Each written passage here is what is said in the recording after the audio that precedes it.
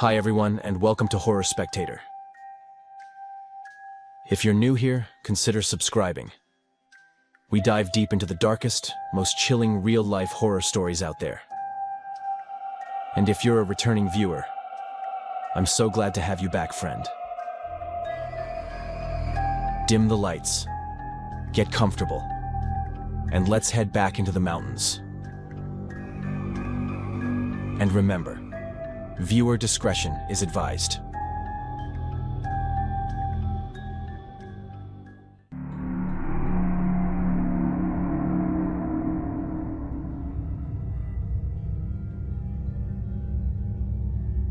About 5 years ago, something happened that I still think about all the time, especially whenever people start talking about complicated family situations, old grudges, or the kind of secrets that seem to sit inside families for generations without ever really being talked about. It was one of the strangest and most unsettling periods of my life, and even now, looking back on it, there are parts of it that I still can't fully understand. My name is Dean, and I grew up in a remote part of Appalachia. I'm not going to say exactly where because I don't really want to draw attention to the area, but when I say remote, I mean remote. Right now there are probably 5 or 6 people living there, if that. Back when I was growing up, there were a few more. Maybe 30, maybe 50 people, depending on the year. Families came and went, people died, younger generations left for cities and never came back. Eventually, the place just started fading away. There were no jobs, no opportunities, no real future for anyone who wanted something beyond surviving from one month to the next. The reality is that when communities get that isolated, strange things start happening. Not supernatural things necessarily, just people. People living in their own worlds. People holding on to old feuds for decades. People developing habits and beliefs that seem completely normal to them because they've spent their entire lives surrounded by the same handful of individuals. Isolation does things to people, and that's something I didn't fully understand until I left. The person at the center of this story was a childhood friend of mine. These days he's in prison, and everything I'm about to tell you eventually played a role in how he ended up there. Growing up, we were close. But if I'm being honest, a lot of that closeness came from the simple fact that there weren't many other kids around. We were both homeschooled. Our mothers handled our education, and neither of us spent much time around people our own age. If there are only 2 boys within miles of each other, sooner or later they're going to become friends, whether they have much in common or not. Over time, we got used to each other. We played together, explored the woods together, got into trouble together. Looking back, I don't actually know if we would have been friends if we'd grown up somewhere else. Maybe we would have gone in completely different directions. But out there, when you're surrounded by mountains and the nearest neighbor is half an hour away, friendships form differently. Then my family left.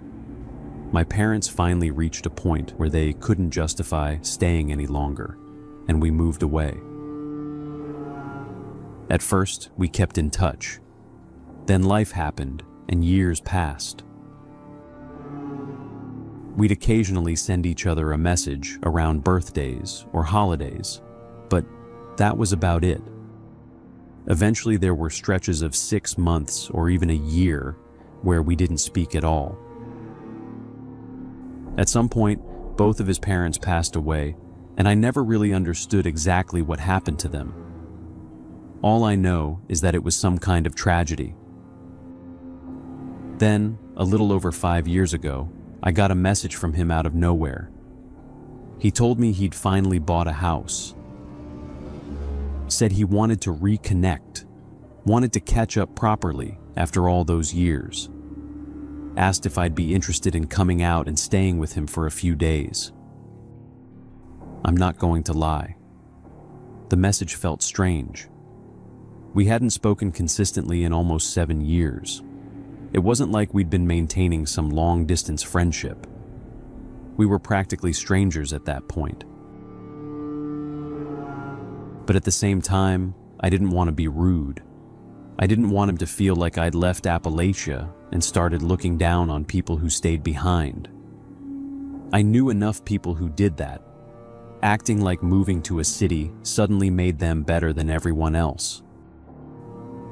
At the same time, I figured maybe he was feeling a little lonely out there, surrounded by people who were either very old or just had some pretty strange ideas about the world.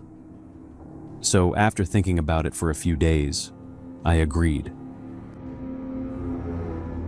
The drive back into the mountains was surprisingly emotional. I hadn't been there in years, and the further I drove, the more memories started surfacing. Old roads and familiar ridgelines. Places I hadn't thought about since I was a teenager. There's something difficult to explain about growing up in Appalachia. People leave all the time, but the mountains never really leave them. I know that sounds cliché, but anyone who spent enough time there probably understands exactly what I mean. By the time I was getting close, I actually felt pretty good about the decision. The awkwardness from the original message had mostly disappeared, replaced by a genuine curiosity about seeing someone who had once been such a huge part of my life. Then I saw the house, and I recognized it. As I pulled into the driveway, I found myself staring at it, trying to place where I'd seen it before. After a moment, it clicked. I was almost certain it had belonged to his uncle. I hadn't spent much time there growing up because my mother absolutely hated visiting that side of his family. In fact, she thought most of them were strange. She never openly forbade me from hanging out with him, but she definitely preferred when I didn't. So when I got out of the truck, I casually mentioned that I thought the house used to belong to his uncle, and his reaction was immediate. It wasn't explosive, but I saw something change in his expression. His smile faded slightly. His shoulders stiffened. For a second, he looked genuinely uncomfortable, maybe even annoyed. The moment passed quickly enough that someone else might not have noticed, but I did. Assuming I'd accidentally implied he'd inherited the place instead of earning it himself, I immediately changed the subject and started complimenting the property. The house looked good from the outside. The surrounding land was beautiful. I made sure the conversation moved away from ownership entirely, and that seemed to help, at least for a little while. The real problem started when I walked inside. The first thing that hit me was the smell. To put it bluntly, the place smelled like something had died in there. Not strongly enough to immediately send me running back outside, but strong enough that I noticed it instantly. It was a heavy, stale smell that seemed to hang in the air. A mixture of rot, mildew, and something else I couldn't quite identify. Now, I've spent plenty of time in old mountain homes. A lot of them smell strange because a lot of the older folks around there either don't have the habit or the ability to open the windows and let fresh air circulate through the house. Some haven't been properly maintained in decades, so I didn't immediately jump to conclusions. Instead, I made up an excuse. I told him I had asthma issues and asked if we could open some windows to get some fresh air moving through the house. Thankfully, he didn't question it. We opened several windows and spent the next half hour walking through the house while he showed me around. Most of the rooms looked normal enough, a little cluttered and a little neglected in places, but nothing too unusual. The bedroom I'd be using was clearly a guest room that hadn't been touched in a long time. There was dust everywhere, but at least it was functional. A quick cleanup would make it perfectly fine for a few nights. Then he mentioned something that stood out immediately. The entire second floor was off limits. I honestly didn't think much of it at first. People have private spaces. It's okay. People have rooms they don't want guests wandering into. So I simply nodded and told him that was fine. What caught me off guard wasn't the rule itself. It was the fact that he seemed almost disappointed that I didn't ask why. There was a brief pause where he looked at me expectantly, as if waiting for me to question it. When I didn't, he explained anyway. According to him, he was doing renovations upstairs. The flooring wasn't stable in certain areas. Parts of the structure needed work, and he didn't want me getting hurt while I was staying there. I remember standing there listening to the explanation and thinking that it sounded perfectly reasonable. In fact, it sounded so reasonable that I didn't give it another thought, at least at the time. But the truth is, as the days went by, I started noticing little things that didn't quite add up. I was supposed to stay there for a week, and at first everything felt normal enough. But there were moments that kept sticking with me. The first thing was how he reacted whenever we heard any kind of noise coming from inside the house. It didn't matter if we were sitting outside in the yard, drinking coffee on the porch, or just standing around talking. If there was a bang, a thump, or even the sound of something shifting inside, he would immediately tell me to stay where I was while he went to check it out. A few minutes later, he would come back with some explanation. A rat knocked something over. An old shelf shifted. A loose board fell somewhere. There was always an answer. The strange part wasn't the explanations themselves. It was the fact that he never wanted me coming with him. I remember one time in particular when we heard something crash inside the house. Not a small sound either. It sounded like something heavy had hit the floor hard enough to shake the place. Instinctively, I started getting up to follow him. But before I could even take a step, he pointed at the chair and told me to sit back down. The way he said it caught me completely off guard. It wasn't a request. It wasn't even a suggestion. It was an order. His voice got sharp enough that I actually froze for a second. I must have looked uncomfortable because when he came back outside a few minutes later, he apologized and said he hadn't meant to snap at me. He told me it was his house, his responsibility, and that he preferred checking things himself. I accepted the explanation, but after that, I couldn't stop thinking about it.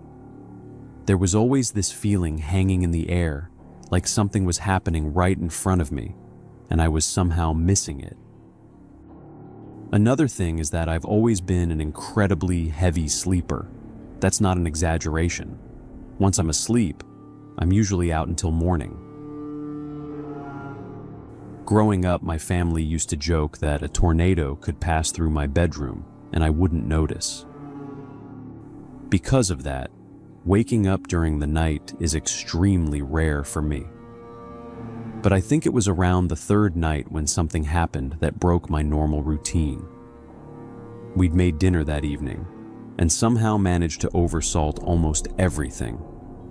I ended up drinking way more water than usual before bed, which meant that sometime in the middle of the night, I woke up needing to use the bathroom. As I sat up in bed, still half asleep, I immediately heard something above me. At first, I just lay there listening. It wasn't the sound of the house settling or old wood creaking. I grew up around houses like that. I know the difference. This sounded like someone moving around upstairs. And the second I heard it, I remembered something my friend had said the day before. Completely out of nowhere, he'd asked me if I still slept as heavily as I used to when we were kids. if I still slept through the night without waking up. I remember laughing and telling him yes, that I was exactly the same. Once I fell asleep, I was usually gone until morning. What struck me at the time was how relieved he seemed by that answer. Not happy, but relieved. Back then, I hadn't thought much of it. It felt like one of those random conversations people have when they're reminiscing about childhood.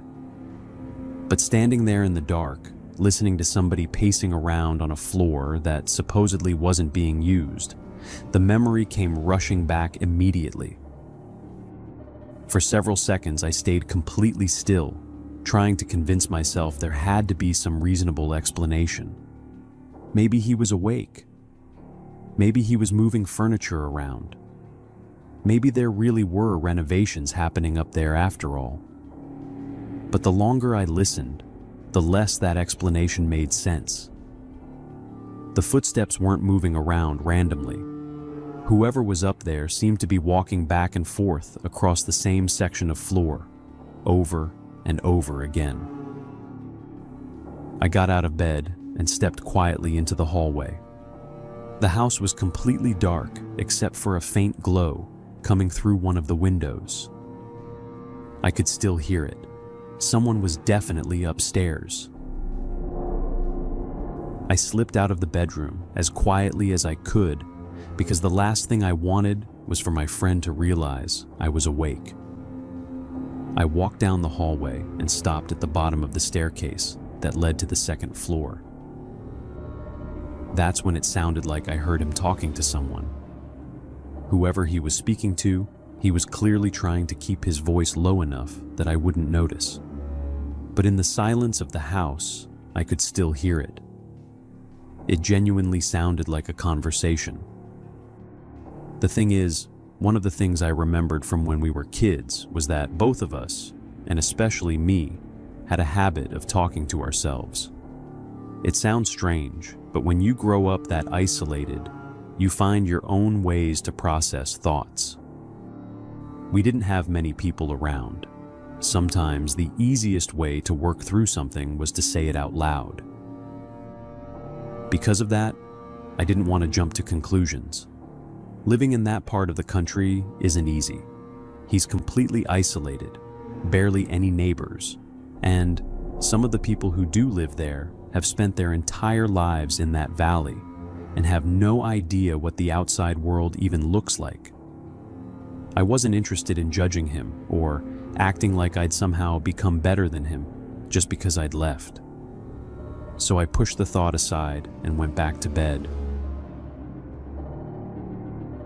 The next day, my fourth day there, he mentioned that it was the day the local store was open. Calling it a store is honestly generous. It was really just a neighbor who sold a handful of supplies out of an old building on his property. Apparently, we needed something, though I can't even remember what it was anymore. I told him I'd go get it, partly because I didn't mind helping, and partly because there was a good chance I'd known the guy when I was younger and wanted to say hello. The conversation started normally enough. We talked about my parents, about how long it had been since I'd been back, and about how much the area had changed.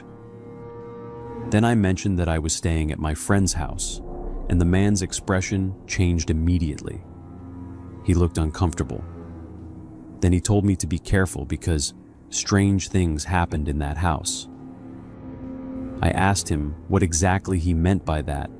He just shook his head and said I should be careful. That was one of the things I always hated about tiny communities like this. People refuse to get involved in each other's business. Everybody knows something, but nobody wants to be the one who says it out loud. They let things happen right in front of them because they don't want trouble with their neighbors. Still, I won't lie and say the conversation didn't bother me. It did.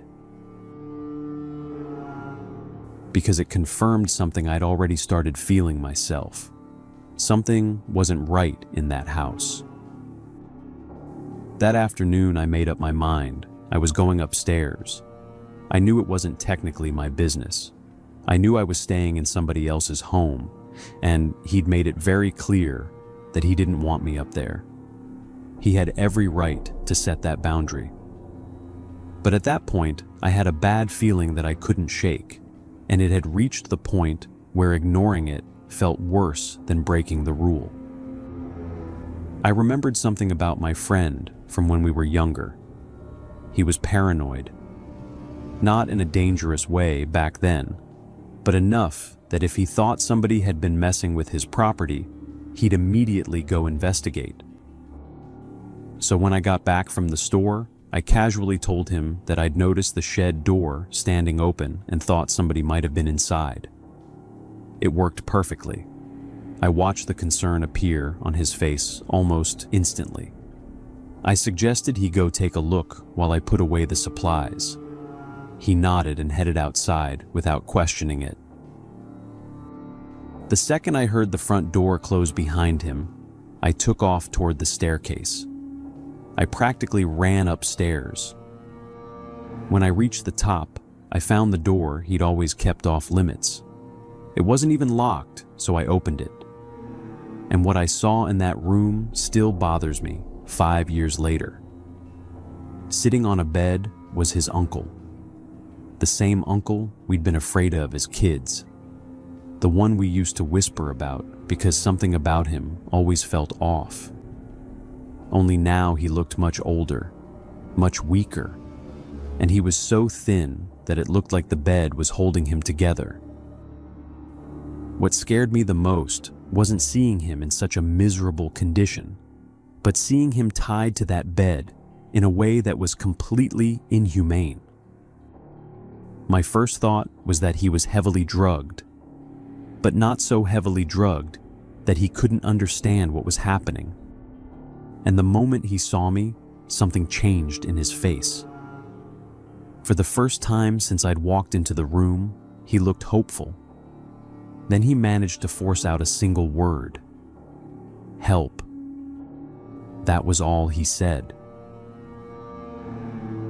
At that point, I knew I had to move quickly. I didn't know exactly what was going on, but I knew enough to understand that whatever it was bad. Then I heard the front door downstairs close. My friend was coming back. I rushed downstairs as quietly as I could and tried to act normal. A few moments later, he called out, asking where I was. I told him I'd come back to my room because my stomach was bothering me and I needed to use the bathroom. Thankfully, he didn't question it. I locked myself inside and immediately called the police. I gave them the address and explained everything I'd seen. Then I waited. And that's when I heard his footsteps stop outside the bathroom door. The silence lasted only a second. Then he spoke. And I swear it was a voice I'd never heard from him before. He asked if I'd been upstairs. By then I knew he'd figured it out. I didn't know what he was going to do. I just knew it wasn't going to be good. The police were still a long way out. We were deep in the mountains, and help wasn't going to arrive quickly. So I didn't answer him, and for several seconds, neither of us said anything.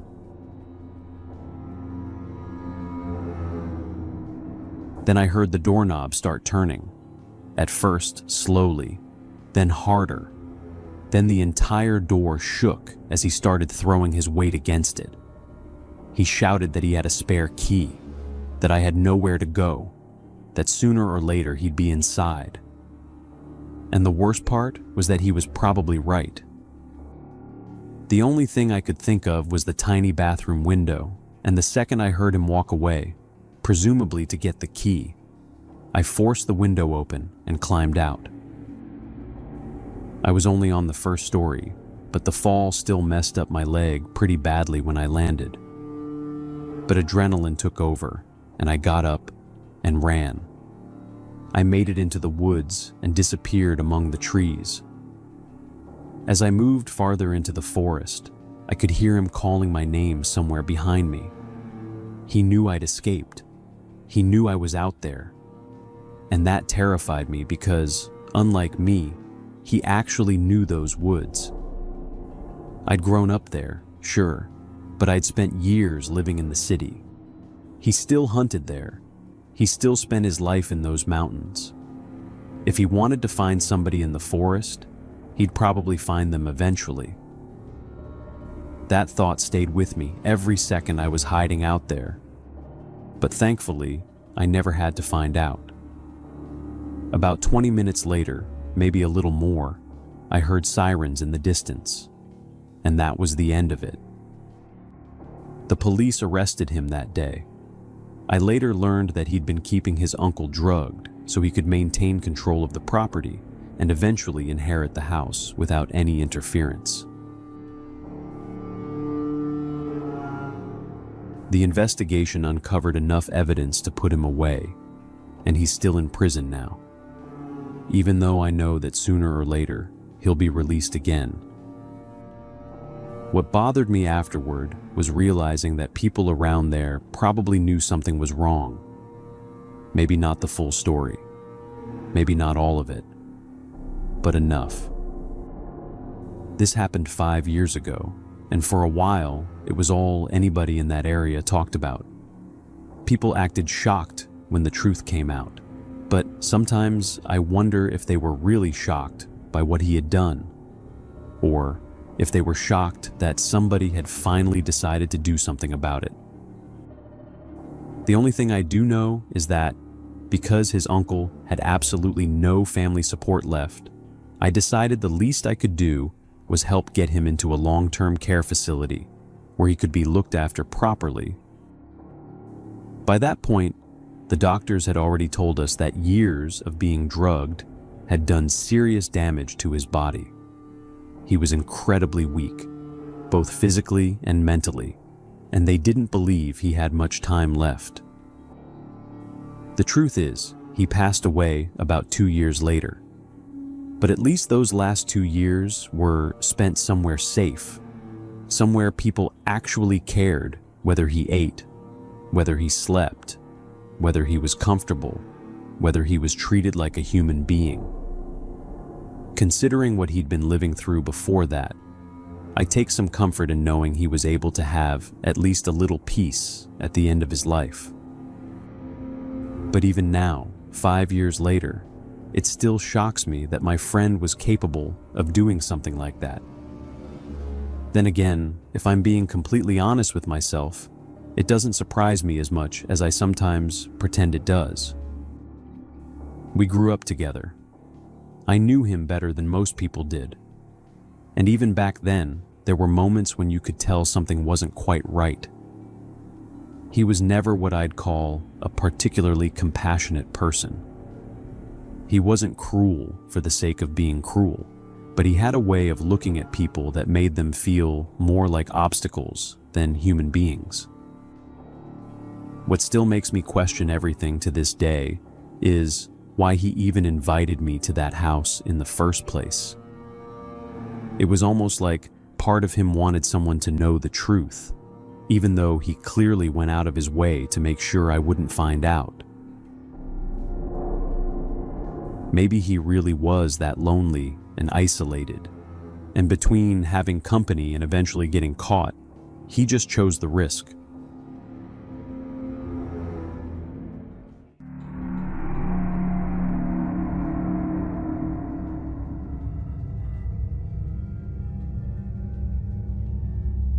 I'm going to tell you something that might not be completely true. I believe most of it is real, and that the rest is the result of imagination filling in the gaps. I don't really know. What I do know is that I found this passage in my father's diary at a time when I shouldn't have been reading it. I was young, and I didn't always have a clear sense of what was right or wrong. But ever since I read it, I've been obsessed with the story, and I need your opinion to try to understand whether it could be real or not. And if it is real, whether it's a natural phenomenon or something more than that. Either way, it's going to be a long story, with all the details my father described.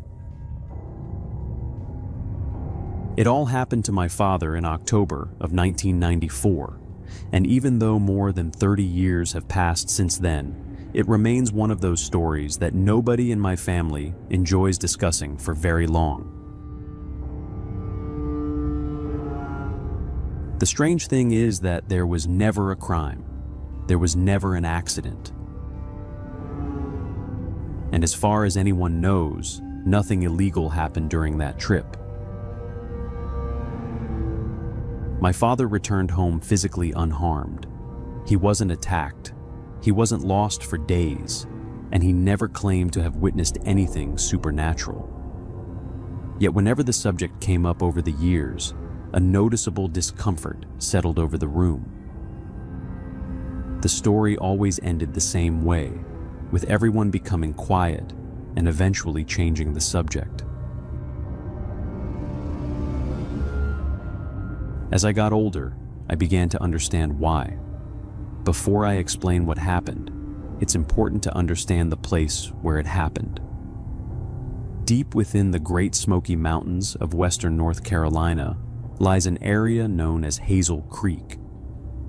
Today, most visitors see the Smokies as endless forests, mountain ridges, streams, and hiking trails stretching across protected wilderness.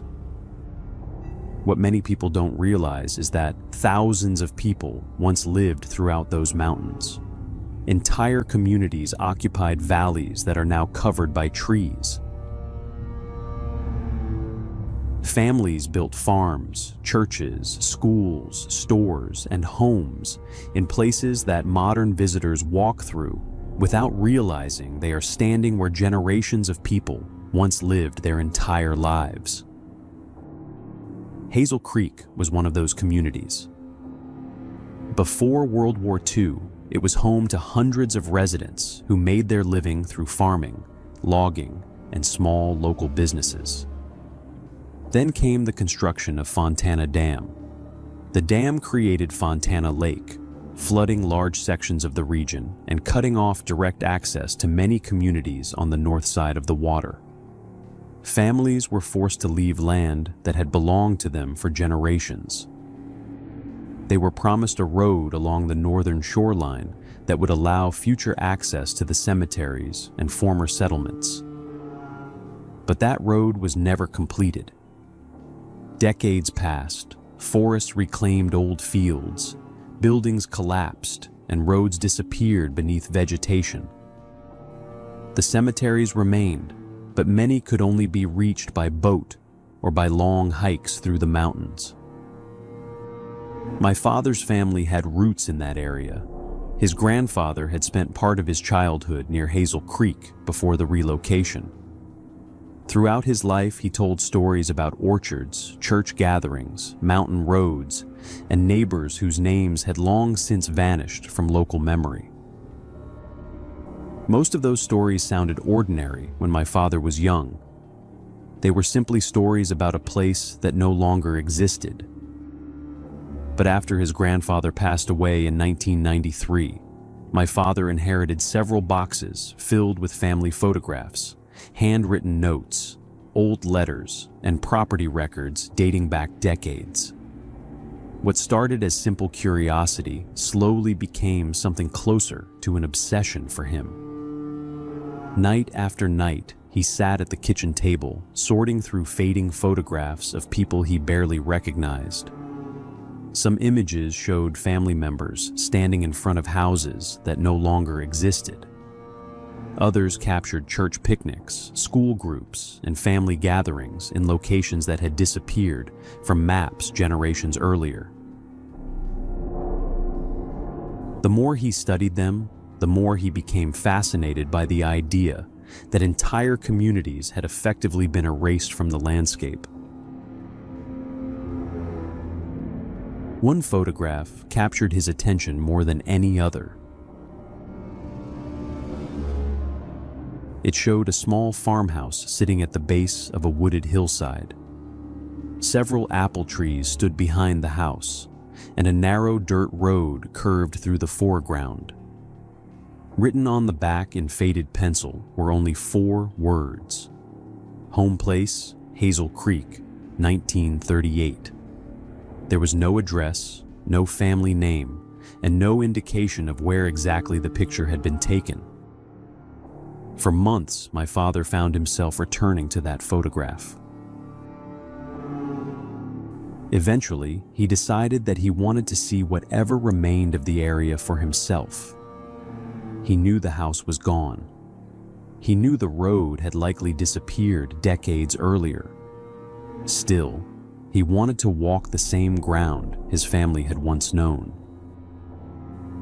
In early October, he arranged transportation across Fontana Lake with a local boat service that regularly carried fishermen and hikers into remote sections of the national park.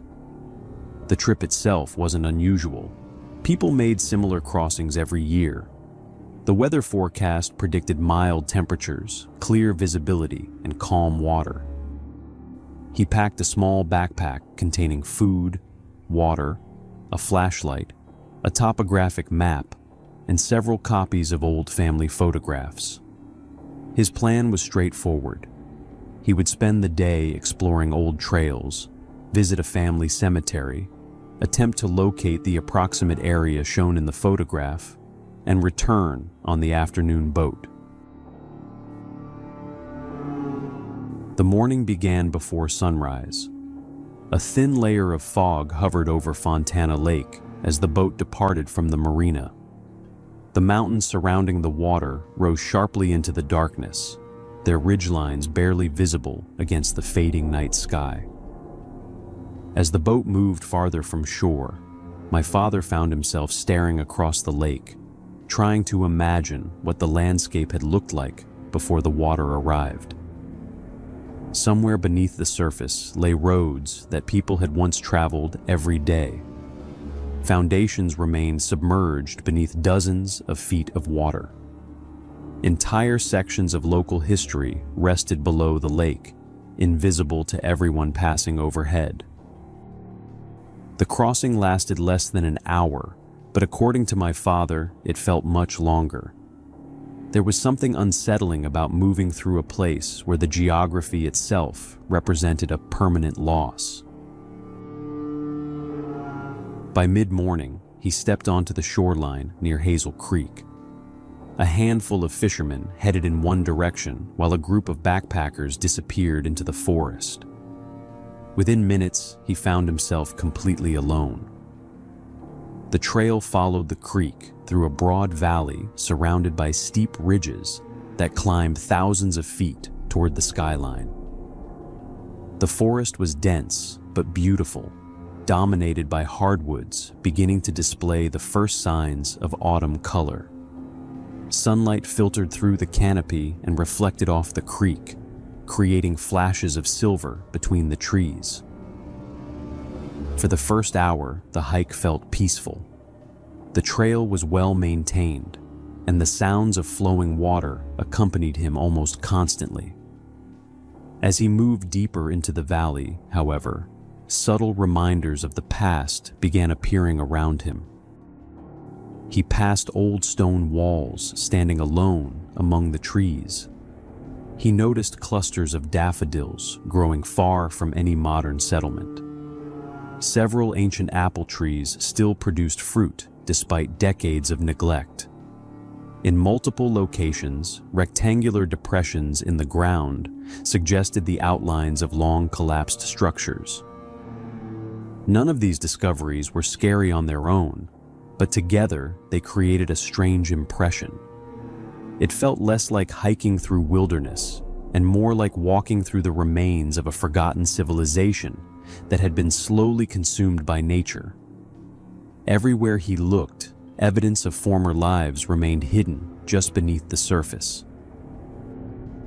Around noon, he reached one of the old family cemeteries. The site sat on a gentle rise above the creek, surrounded by towering trees. Moss covered many of the headstones, and fallen leaves had gathered between the graves. Some markers remained clearly readable, while others had become nearly impossible to decipher. He spent over an hour there, comparing names against family records and studying dates. Entire generations rested beneath those trees. Infants, farmers, mothers, veterans, children. Some had lived long lives. Others had died before reaching adulthood. Looking across the cemetery, my father became aware of how isolated these graves had become. The people buried there once lived within walking distance of one another. They attended the same churches, shared meals, worked together, and raised families in neighboring valleys. Now their descendants often needed boats simply to visit them. After leaving the cemetery, he decided to continue farther up the valley than originally planned. The weather remained perfect, and he felt confident navigating the area. Using old photographs and a topographic map, he began searching for landmarks that might help identify the location of the farmhouse. Several hours passed. He crossed small streams, followed sections of abandoned roadbeds, and explored clearings where buildings had once stood. Eventually, he discovered a hillside containing several ancient apple trees remarkably similar to those visible in the photograph. Nearby, hidden beneath thick vegetation, lay the remains of a stone foundation.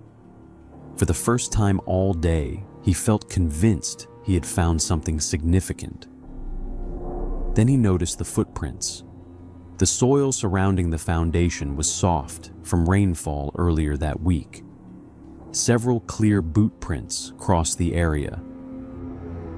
They weren't old. They appeared recent enough that their edges remained sharply defined. At first he assumed they belonged to another hiker. That wouldn't have been unusual. But after examining them more closely, he realized something interesting. Whoever had left them seemed to have spent considerable time around the site and was barefoot. The tracks circled the foundation repeatedly before disappearing into the woods beyond the orchard. Someone had been there, and not very long ago. At that moment, my father experienced something he later struggled to explain. It wasn't fear, exactly. It was a growing awareness that despite the vast isolation surrounding him, he might not be alone in the valley after all. And as the afternoon sunlight began sinking lower between the ridges, that feeling only grew stronger. The feeling followed him for the next hour, not as a sudden burst of fear, but as a slow and persistent awareness that refused to leave his mind.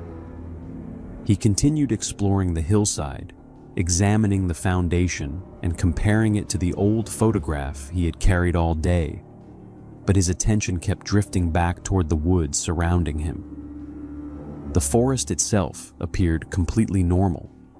Sunlight still filtered through the trees. Squirrels moved through the undergrowth.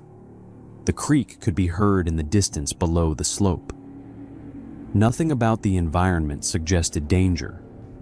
Yet every so often he would stop what he was doing and look over his shoulder without really knowing why. It was almost as if someone was there with him without actually being there. Every now and then, he would walk through pockets of air that felt noticeably colder than the surrounding forest.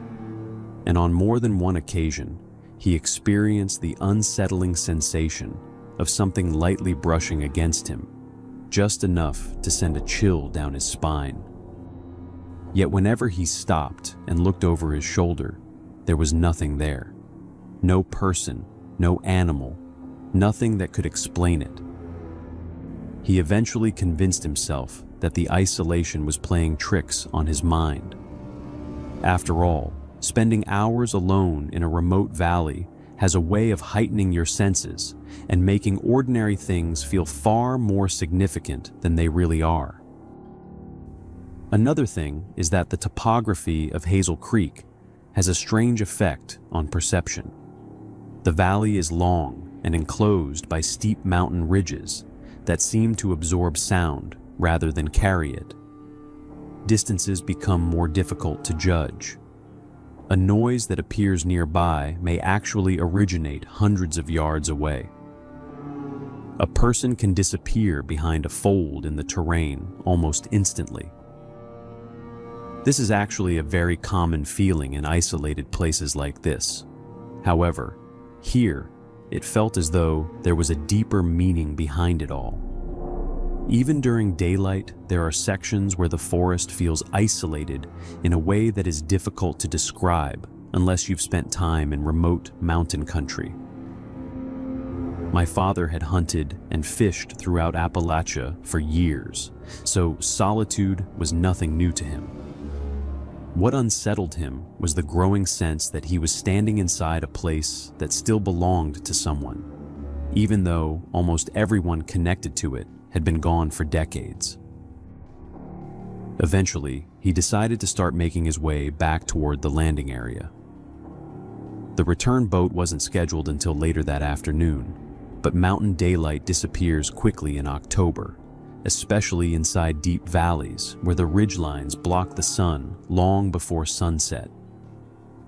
He packed away the photographs, took one last look at the foundation, and began following what appeared to be an old roadbed leading downhill. As my father continued moving downhill, following what he believed to be the remains of the old roadbed, he began to notice something that hadn't been there earlier in the day, a subtle but persistent sense of disorientation that didn't make much sense given his experience in terrain like that. Up until that point, he had navigated without any real difficulty, reading the land the way he always had, keeping track of the creek, the slope of the ridges, the direction of the light. But now it felt like those reference points were slipping away from him. At the same time, the strange sensations he had brushed off earlier started becoming more noticeable. The colder pockets of air seemed more frequent, more defined, and that faint feeling of something brushing against him, like fingertips just barely grazing his arm or the back of his neck, was no longer something he could easily ignore. It wasn't constant, but it happened often enough that it began to get inside his head, making it harder for him to focus on where he was going. Eventually, he reached a point where he had to stop and admit to himself that he didn't recognize the exact stretch of ground he was standing on. He knew he was still somewhere within the same general area, but he couldn't confidently say which direction would take him back toward the landing.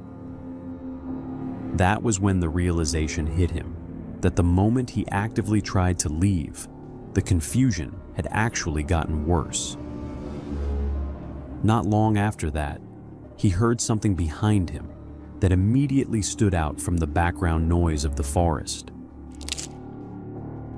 Up until then, everything had blended together in the way it usually does out there. Wind through leaves, distant water, small animals moving through brush. But this sound was different. It had weight to it, a distinct snap like something solid pressing down on a dry piece of wood. He turned quickly, and for a brief moment, he saw a figure. It was a man, partially concealed behind a cluster of trees, standing still enough that if my father hadn't turned at exactly that moment, he probably wouldn't have noticed him at all. The reaction was immediate and instinctive.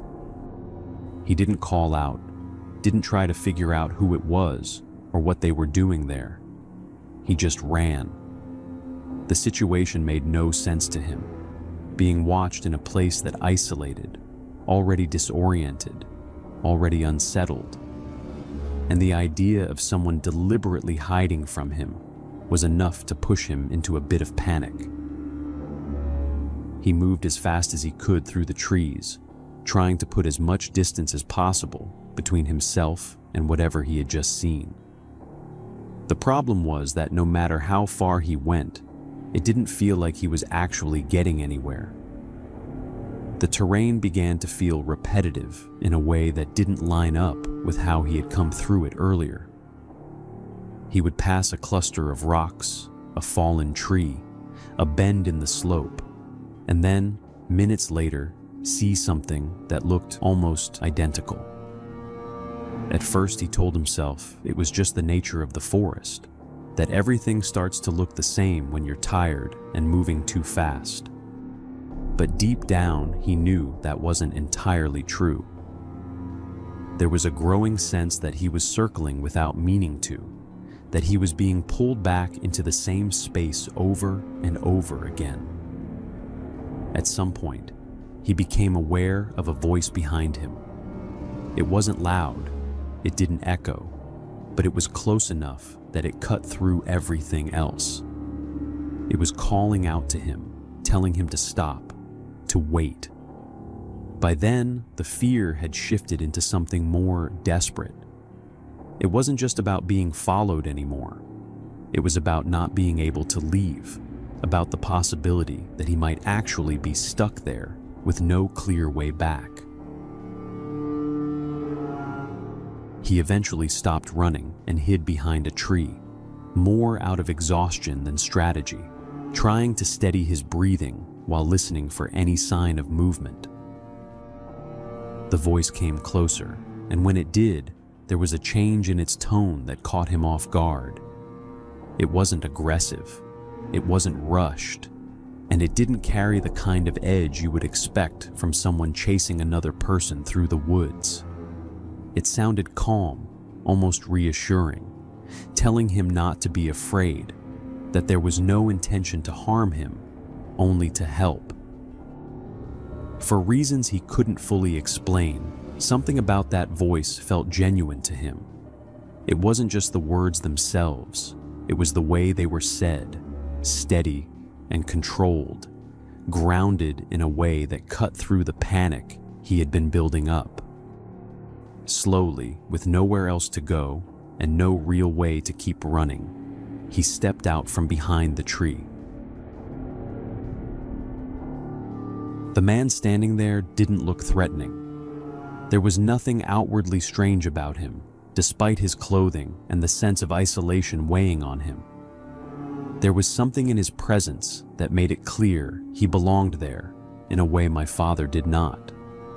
He explained, without urgency, that the area they were in wasn't like the rest of the mountains, that people who wandered too far into certain parts of it didn't always find their way back out. He described it less like a physical trap and more like something that held on to people, something tied to what remained of the place and the lives that had once filled it. According to him, there were forces there, whether you called them spirits or something else, that interfered with a person's sense of direction, their perception, even their emotions, making it harder and harder to leave the longer they stayed. He said his family had lived in that area for generations, long enough that he had learned how to exist within it without being affected in the same way, and that over time, helping others find their way out had become something close to a responsibility for him. Not everyone made it. Some people, he said, never managed to break free from that confusion and eventually lost themselves completely. My father later wrote that what convinced him wasn't just what the man said, but the way he said it, and more than that, the look in his eyes. There was a warmth there that didn't match the isolation of the place, something steady and human that grounded everything else he was hearing. It made it easier to believe that this wasn't a trick, that this wasn't another layer of whatever had been affecting him. The man showed him a direction, pointing out a path that didn't look any different from the others at first glance. But once my father started following it, something shifted. The confusion that had been building in his head began to ease, not all at once, but enough for him to recognize landmarks again, to feel like he was actually moving somewhere instead of in circles. Eventually, he found his way back to the main trail, and from there, back to the shoreline where the boat was scheduled to pick him up. He made it just in time, According to him, if he had been even a few minutes later, he would have missed it entirely. He thanked the man before leaving, though he never described exactly how that moment ended, only that he turned back once and the man was no longer there in the way you would expect someone to be if they had just been standing nearby. After that, he returned home physically unharmed, just like I said at the beginning. Nothing had happened that could be easily explained as an injury or an incident. But something about him had changed. It wasn't obvious at first, and it wasn't anything outwardly alarming. It was more subtle than that, like a weight that hadn't been there before. He became quieter, more withdrawn at times, as if part of him was still somewhere else, still trying to process something he couldn't fully put into words. I've tried to talk to him about it over the years, though never directly in a way that would make it clear I had read his journal. I think he suspects that I have, even if he's never said it. The truth is, I don't know what to believe about what he experienced. There are explanations, natural ones, psychological ones, things about isolation and terrain that can affect the mind in ways people underestimate. But at the same time, the consistency of what he described, the way he wrote about those sensations before he ever encountered the man, makes it harder to dismiss completely. Hazel Creek for me has become something more than just a place on a map. It's something unresolved, something that sits in the back of my mind in a way I can't quite ignore. I've thought about going there myself one day, not out of curiosity alone, but to see if any part of what he described still lingers. If it does, then I think I'd want to know. And if it doesn't, I'm not sure that would be any more reassuring.